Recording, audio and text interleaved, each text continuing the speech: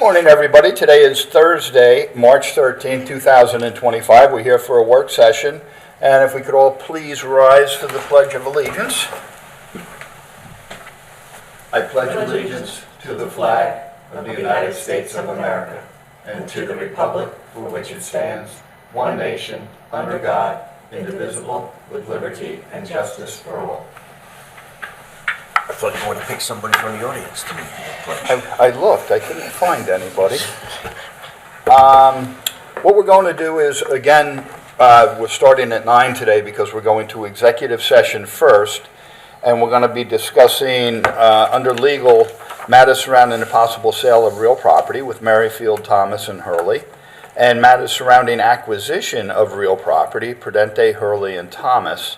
Under personnel, it will be matters surrounding change to terms and conditions of an employee with Howard. And then we'll be back approximately at 11:30 today for our open session where we will be discussing with Jeff Seeman matters surrounding SEQRA analysis for downtown revitalization projects, that's with Dawn Thomas, and matters surrounding changes to Chapter 231-7, hazardous materials, and Chapter 231-38.1, fire protection with Hurley and Smith, and then we will do resolution. So if I could have a motion right now to close the open session and go into executive session? So moved. Seconded. All in favor? Aye. All opposed? Okay, we will be retiring to executive session, and we should be back on the air at approximately 11:30 this morning. Thank you very much.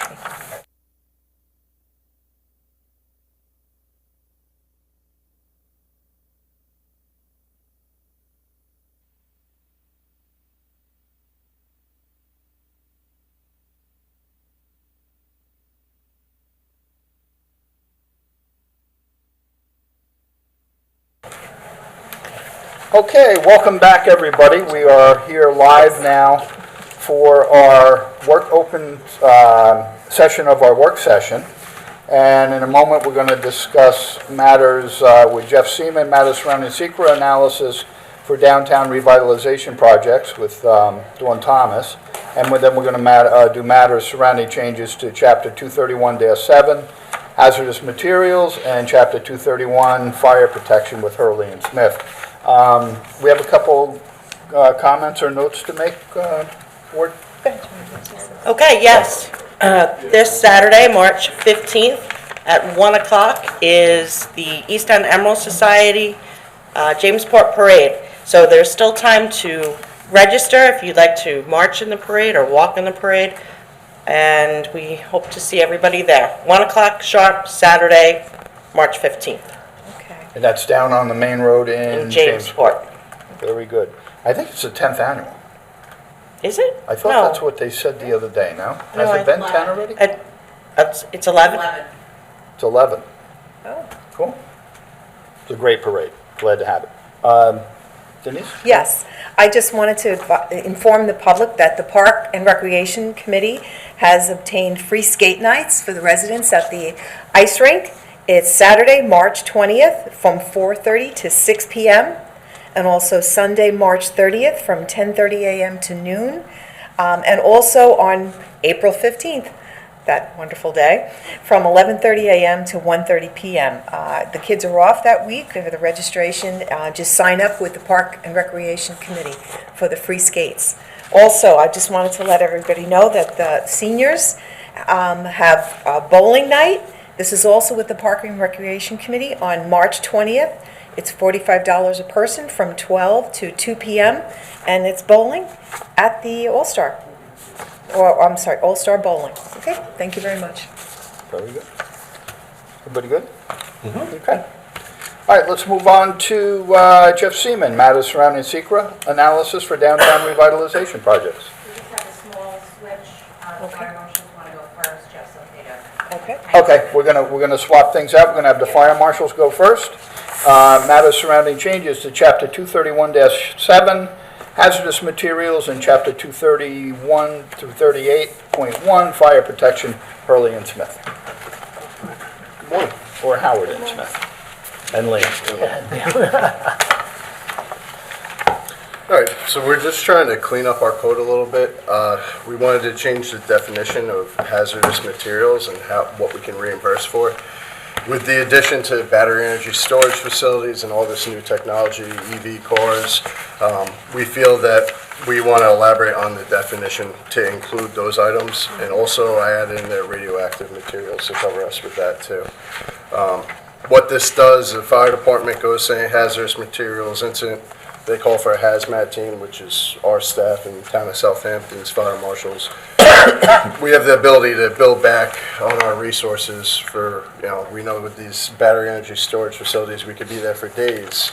If there's a fire or something like that, we want to have the ability to build back for our time and equipment that we're utilizing at that. So adding it into the definition and then changing 231.14 to elaborate a little bit with the lithium ion stuff, to include, like, the fire departments are now buying these, they call them EV car blankets. So if we have an EV car on fire, we still extinguish the fire to the best that we can. There's no visible flame, but what we do is we wrap it with this blanket.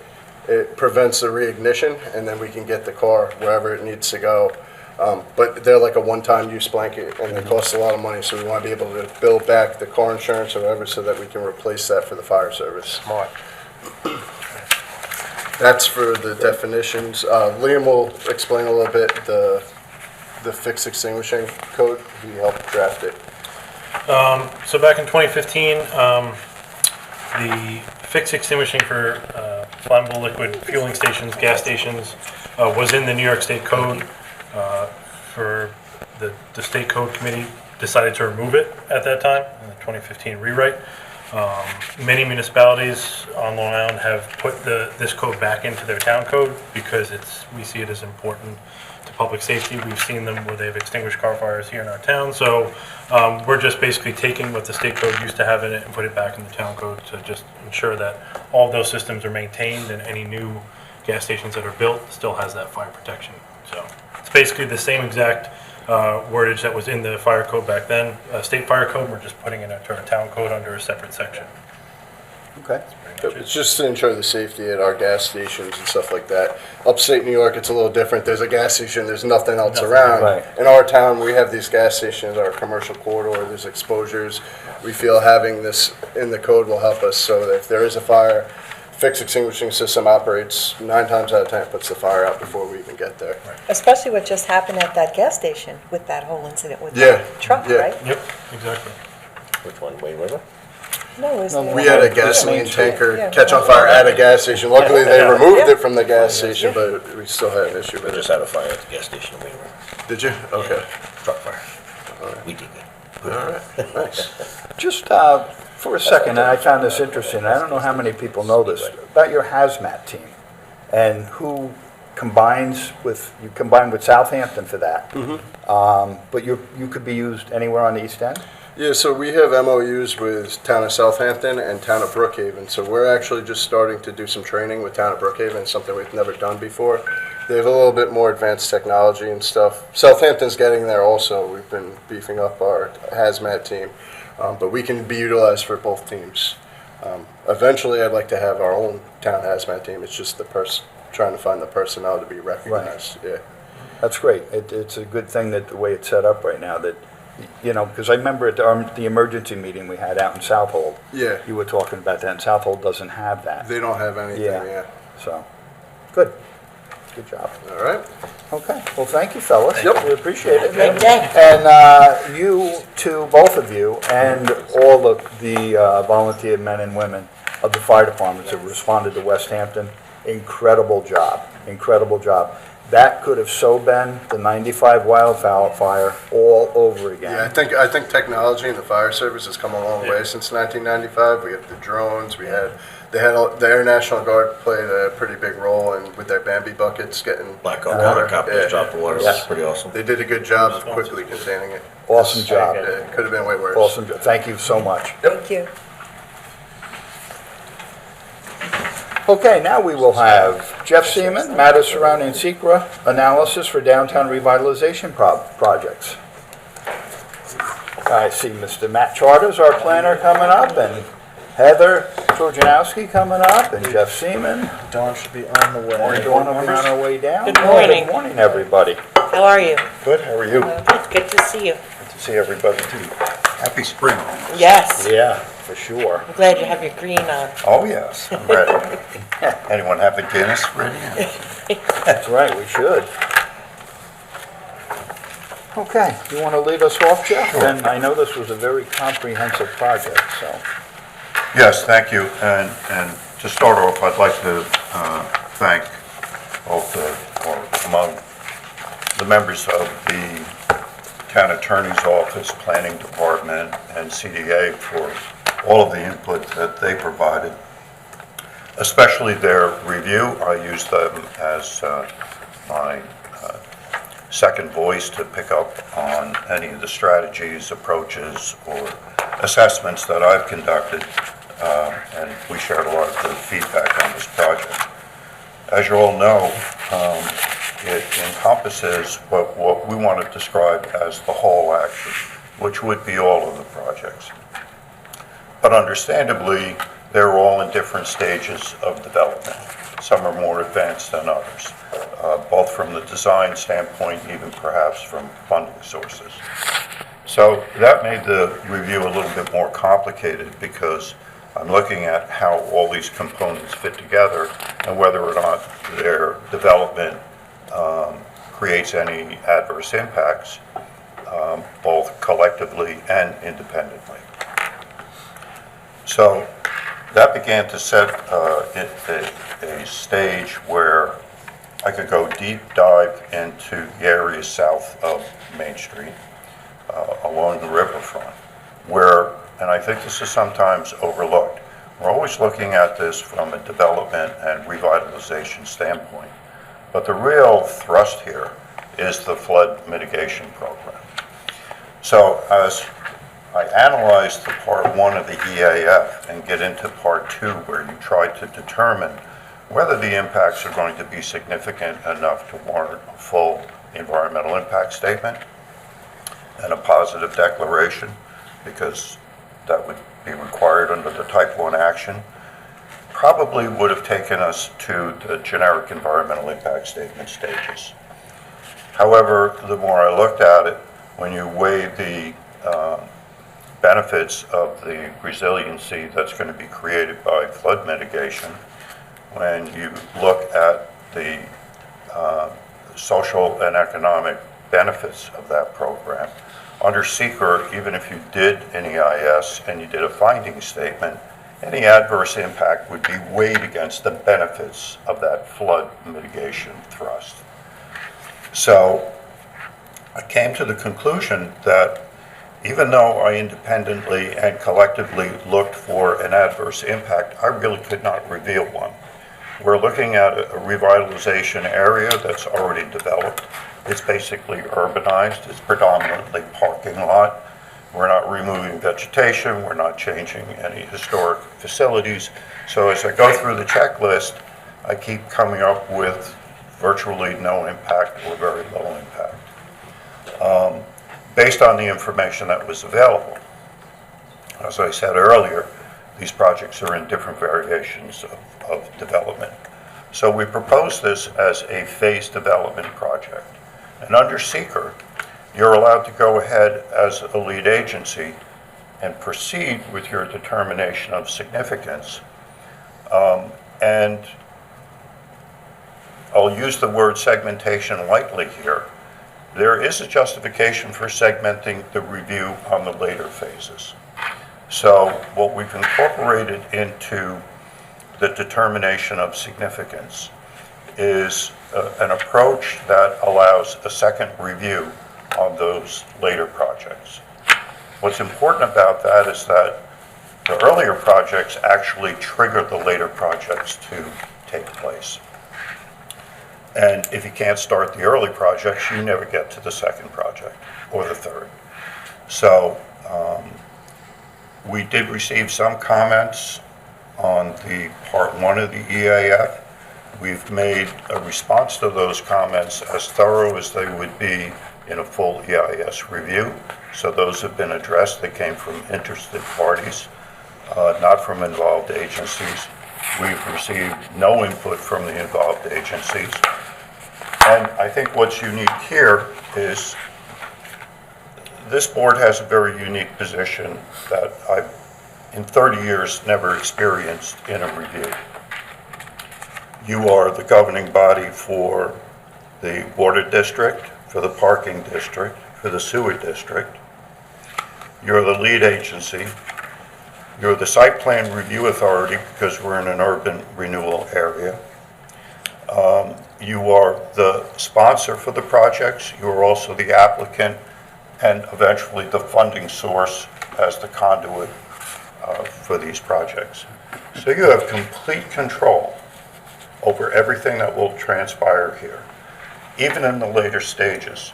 And that's why we've built in this secondary review, because you have the ability to control that, and no one else does. So it's very different than, say, a private applicant coming in and seeking various approvals from the health department, from Riverhead Water, et cetera, where you have too many steps involved for one agency to be allowed to segment any portion of multiple projects. But we discovered that you have that authority, and we're going to exercise it. So the final conclusion is this is going to be recommended as a negative declaration. No EIS is going to be required. We believe we have a very strong SEQRA record, strong justification for this approach to it. And upon the approval of the resolution and the filing with DEC in the ANB, we'll be ready to go. Also, because some of these funding sources are inhibited because until SEQRA is completed, they're not going to release the funds. Right.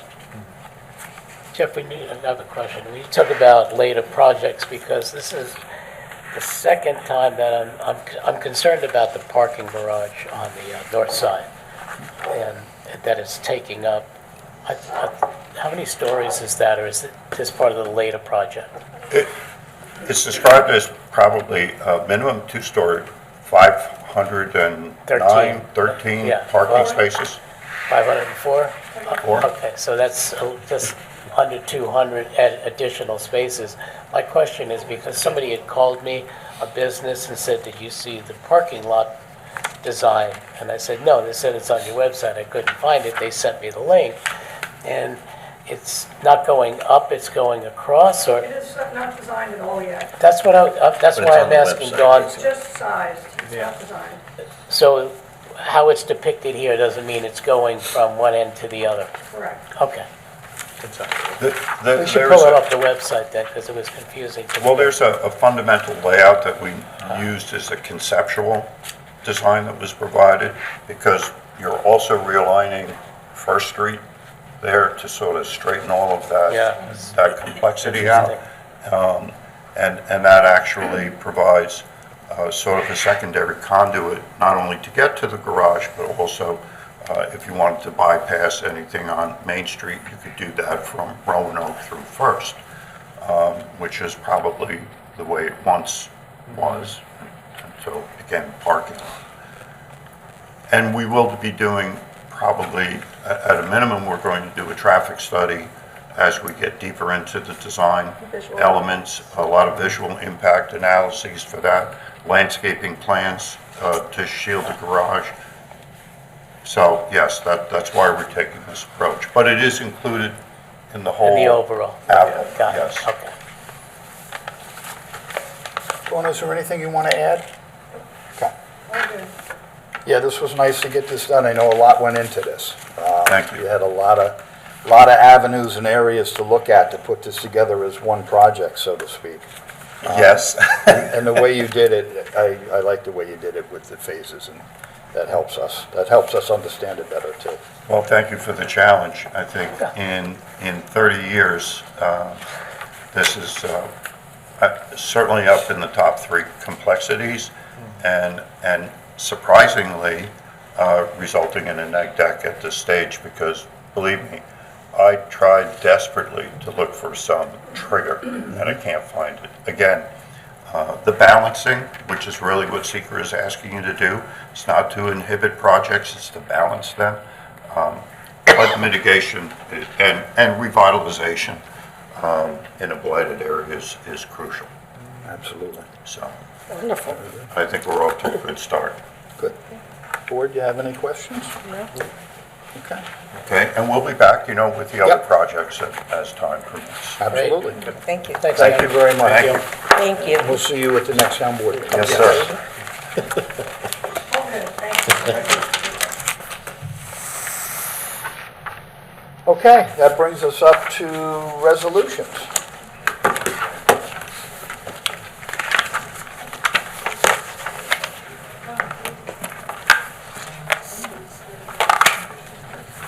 Thank you.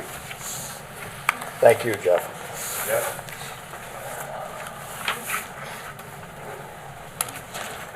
He's got a cool job. He's got to find things. He knows his stuff. Oh, yeah, he does. Good guy. Yeah.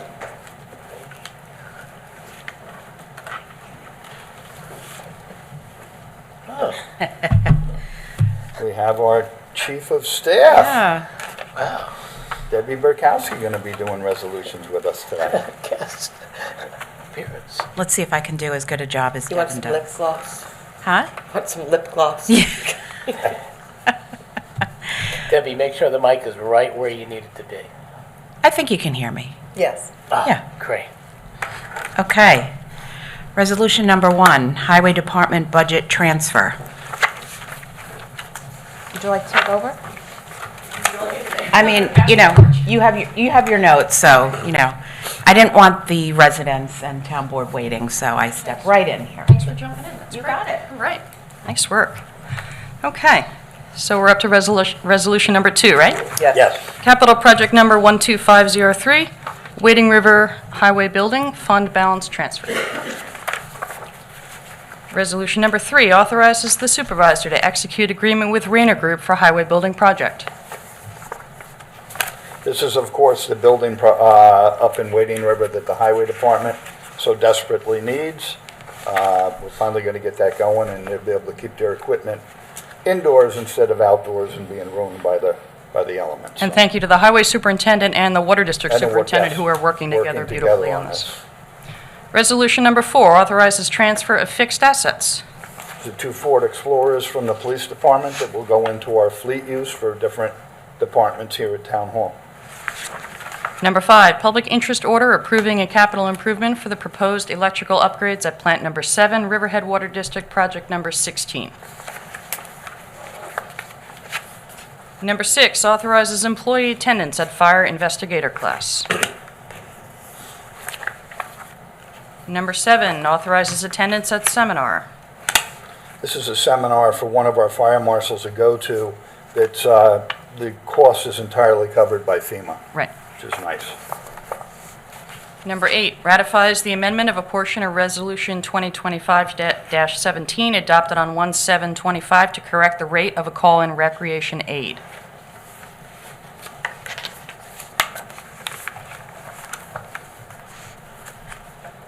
Okay, just have a little, my packet's just a little out of sequence, just one second. Okay, resolution number 9, ratifies and accepts the resignation of a part-time police officer. Resolution number 10, adopts a local law to amend Chapter 229 of the Riverhead Town Code titled Excavation and Grading, Section 9 thereof, Fees. Resolution number 11, sets fees for yard sales, attic sales, garage sales, and auction sales. Resolution number 12, sets peddling and soliciting fees. Resolution number 13, sets animal fees. Resolution number 14, authorization for the supervisor to execute an agreement with Encore Holdings LLC, Nunc Pro Tunc. Resolution number 15 authorizes the supervisor to execute an addendum to an agreement with VHB Engineering, Surveying, Landscape, Architecture, and Geology PC, but I'm told this morning that we're going to pull this resolution. Dawn is not in the room, but I think there's just a little question about this, so I think this may get pulled, and we'll advise the board if it can go back in for Tuesday or not. Otherwise, it'll likely be on for the next meeting. Resolution number 16 authorizes supervisor to execute agreement with Riverhead Lacrosse Club, Inc. for the referee umpire services for Town Riverhead Police Athletic League Girls Grades K through 8 lacrosse program for 2025 calendar year. Resolution number 17. That is here. Authorizes the supervisor to sign engagement letter of Whiteman, Osterman, and Hanna LLP to act as special counsel regarding tax certiorari and related real property tax assessment matters. It's a renewal of a contract we've had with them prior. Resolution number 18 authorizes the chief of police to execute a student intern agreement. Resolution number 19 ratifies the police department's application for grant from New York State Homeland Security Program. Number 20 ratifies the settlement of legal action against Riverhead New York Properties, LLC. Resolution 21 authorizes town clerk to publish and post notice to bidders for dry hydrated lame calcium hydroxide. Number 22 extends bid nunc-pro-tunc for printing recreation brochure. Number 23 extends bid nunc-pro-tunc for traffic signal emergency repair and additional work as authorized. Number 24 extends bid nunc-pro-tunc for generator maintenance. Number 25 extends bid nunc-pro-tunc for Dow Flake Extra 83 to 87% calcium chloride or equal. Number 26 extends additional bid for chemicals for sewer district. Number 27 awards bid for two-way radio service for highway department. Number 28 awards bid for water service materials. Will you read that one in its entirety? Can you go This whole which bid page short. of this? You can go through it page by page, I'd appreciate that. Yeah, I have nothing to do. take a while to get through that. Number 29, bond resolution for the town of Riverhead, New York, adopted March 18, 2025, appropriating $2.350 million. Resolution number 30, resolution granting the state of New York authority to perform the adjustment for the owners and agreeing to maintain facilities adjusted via the state-let contract. Number 31, approve special event, Chapter 255 application for Slow Food East End Earth Day celebration.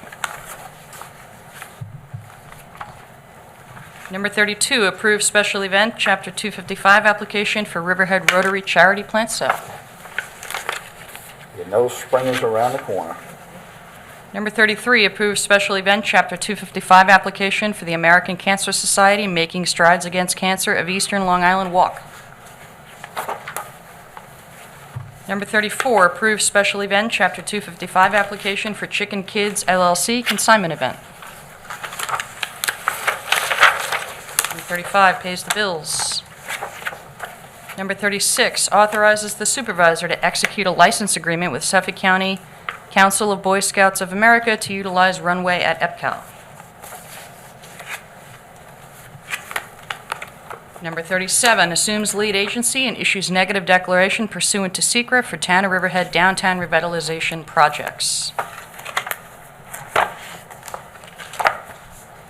Number 38, grants Chapter 229 excavation exportation permit for Fisher Organization LLC, 836 East Main Street, Riverhead, New York, Suffolk County Tax Map Number 600-127-6-7.1. And that concludes the resolutions.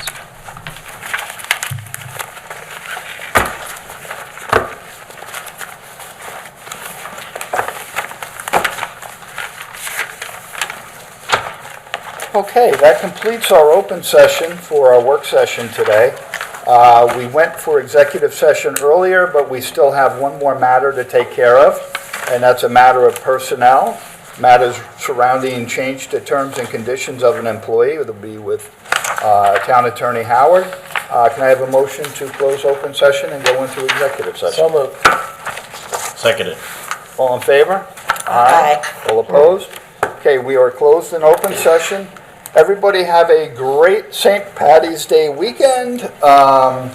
Jamesport's going to be hopping. I highly recommend you come down. I know there's some other events going on around town. Maybe Halleckville has something, but Saturday weather looks good for the parade, and happy St. Patty's Day to everybody. We'll see you next week. May the luck and charm of the Irish be with everybody. Thank you very much. Bye-bye.